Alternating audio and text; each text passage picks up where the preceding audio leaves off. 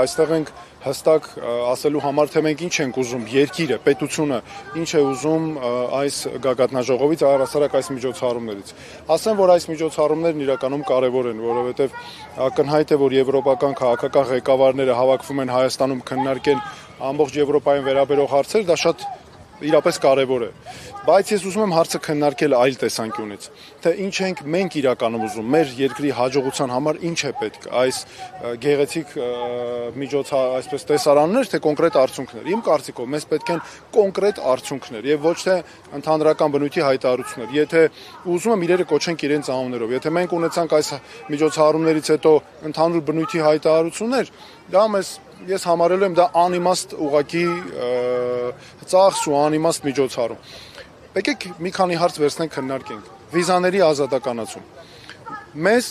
Ես ակնկալում եմ, որ այս գագաթնաժողովի արդյունքում մեզ կոնկրետ ժամկետով պետք է ասվի։ Օրինակ, մինչև տարվա վերջ ունենալու ենք վիզաների ազատականացում։ Եթե նորից եղան ընդհանուր բնույթի հայտարարություններ, դինամիկա կա, շարժ կա, հարաբերությունների զարգացում, դա ոչինչ չի տալուց։ Երկրորդ, տեղահանված արցախցիների հարցը։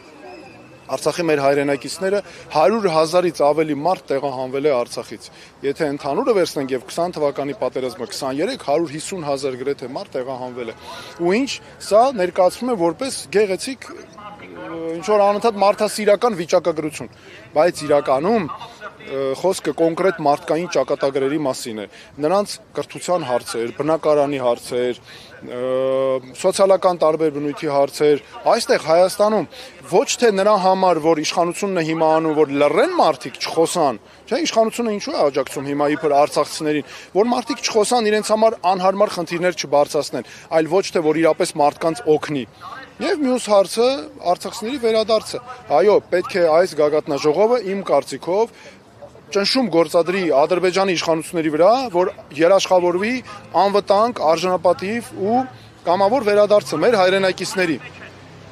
Արցախում մշակութային ժառանգության պահպանությունը։ Այս բոլոր հարցերը մեր առաջնային հարցեր են, ոչ թե նրա համար, որ մենք ունենք օրինակ քաղաքացիներ, որոնք բողոքում են, ոնց որ իշխանությունն է մոտենում հարցերին, որ ծածկի բոլոր հարցերը, այլ մենք պետք է ունենանք իրապես խնդիրների լուծում, հանուն արդարության, որովհետև այդպես է պետք, այլ ոչ թե մարդկանց մոռացության տալը։ Առևտրի կանոններ։ Այսօր այնպես է ստացվել, որ օրինակ Թուրքիայի հետ առևտրի կանոնները շատ վատ պայմաններում է, եթե համեմատենք։ Ինչու պետք է այդպես լինի։ Դա ոչ արդար է, ոչ էլ ազնիվ։ Ես օրինակ գագաթնաժողովի արդյունք կհամարեմ, եթե սահմանվի Հայաստանի համար նույն կանոնները, ինչ Թուրքիայի հետ, գոնե նույնը ներդրումների բնագավառում, ոչ թե ինչ որ օրինակ ասենք Հայաստանի հայտարարվի քաղաքասարակությանը կամ չգիտեմ երկրի կառավարությանը այսինքան միլիոն եվրոյով այլ կոնկրետ ծրագրեր, տնտեսական, տրանսպորտային բնագավառի ծրագրեր, էներգետիկ ենթակառուցվածքների բնագավառը։ Եվ ի վերջո անվտանգություն, սա նույնպես մեզ համար շատ կարևոր է, անվտանգության հարցերը, համակարգի կոնկրետ զարգացում, բայց դրա պատճառով, եթե մեզ Եվրոպան ուզում է տեսնել պաշտպանված Հայաստանը, իսկապես ուժեղ, ամուր, պաշտպանված երկիր, ապա պետք են այդպիսի ներդրումներ, որ Ադրբեջանը մեզ չսպառնա, որտեղ այս իշխանությունը ընդհանրապես ոչ միայն դա չի կարողանում անի, այլ շարունակաբար խաբում է մեր ժողովրդին։ Սրանք են սա մեզ պետք է ներկայացնել, պահանջներ նաև պետք է ներկայացնել աշխարհին, որովհետև լուրջ երկրները հենց պահանջների ցուցակով էլ ներկայանում են, այլ ոչ թե շնորհակալություններ հայտնելու ինչ որ կամ ստանալու հույսով են ներկայանում։ Իմ ակնկալիքը հիմնական կետերով սա է այս գագաթնաժողովից։